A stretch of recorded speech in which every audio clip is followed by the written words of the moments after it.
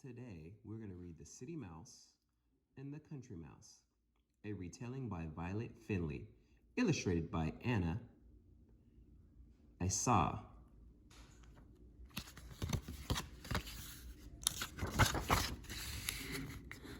Once upon a time, there was a little mouse. He lived in the country. One day, his city friend came to visit. "Welcome," said the country mouse. "Glad to be here," said the city mouse.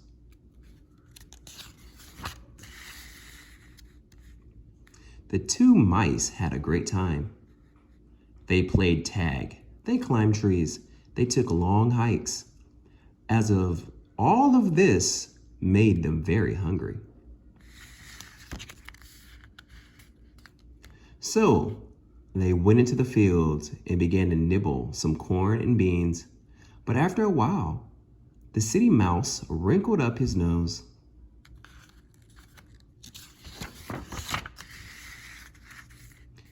"This food is so boring. In the city, I eat the finest meat, cheese, and pie. Do you want to go there with me?" asked the city mouse. The country mouse licked his lips. "Oh, yes," he said. So, right now, I want you to think about the beginning of this story. What have we learned? What's the setting? Who are the characters? Now back to the story. The next day, the two mice jumped on a train and went to the city. They walked to a tall building and took an elevator to the tippity top. This was where the city mouse lived. The home was fit for a king. It was big and very fancy. "Welcome," said the city mouse. "Glad to be here," said the country mouse.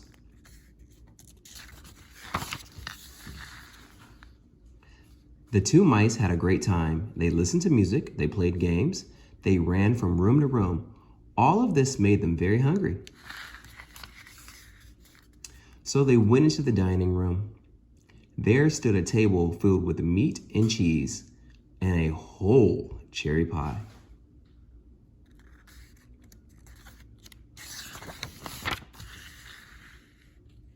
"Mmm," said the city mouse.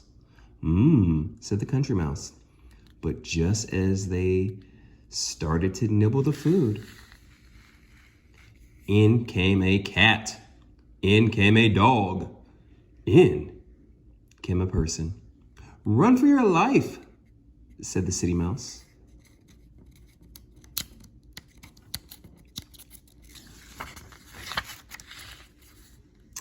Quick as a wink, the mice jumped off the table and ran into a little hole.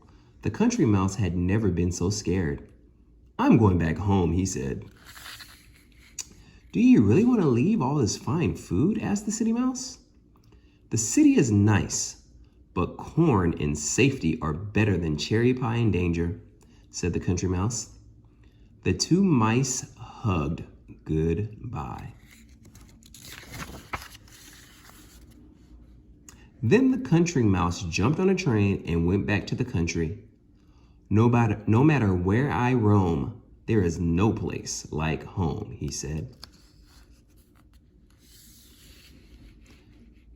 The sight words for this little reader: finest.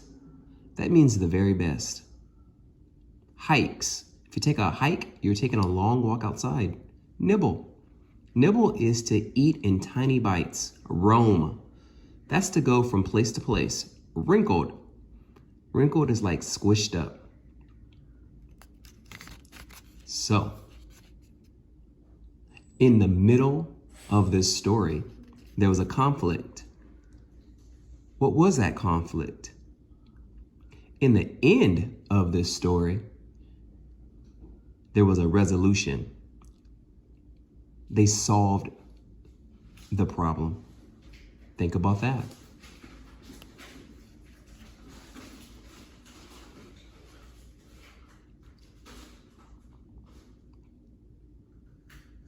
Talk to your parents about both of those things.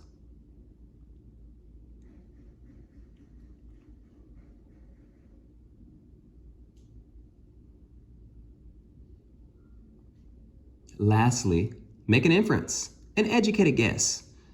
If we wrote a book, The City Mouse and the Country Mouse, Part 2, what would happen in that story? Explain Part 2 in your mind to your parents. You've had time to think about the city mouse and the country mouse. Think about the beginning of the story, which is the characters and settings. Think about the conflict that was in the story. Think about the resolution that was in the story, and come up with your own inference. This is just an example of what Mr. Hale saw in this piece of text. First, the characters. It was obvious. The city mouse was a character and the country mouse was a character. The setting, well, the country and the city. Next, the conflict.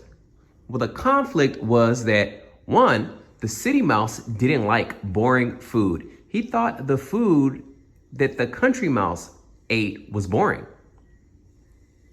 The country mouse didn't like danger. So when the country mouse left the country and he went to have a party at the city mouse's house, they were scared and almost ate alive by a cat and a dog while being chased by a human. So the country mouse decided he didn't like danger. The resolution. How did they solve the problem, or both their problems actually? Well, they both realized there is no place like home.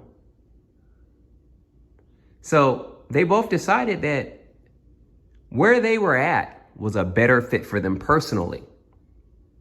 The city mouse is going to continue to live in the city. The country mouse is going to continue to live in the country.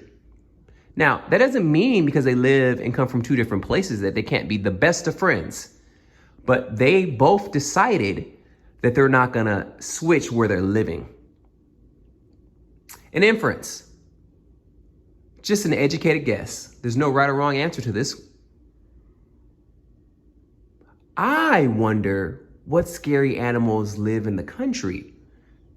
We were introduced to the scary dog and the scary cat and the scary human that was in the city, but we weren't introduced to any dangerous animals or any threats in the country. So my inference is, I wonder what scary animals live in the country. And just by making an educated guess, I'm assuming there's probably like raccoons and hungry wild coyotes. That's just my educated guess. So, thank you so much. Continue to love and learn with Mr. Hale.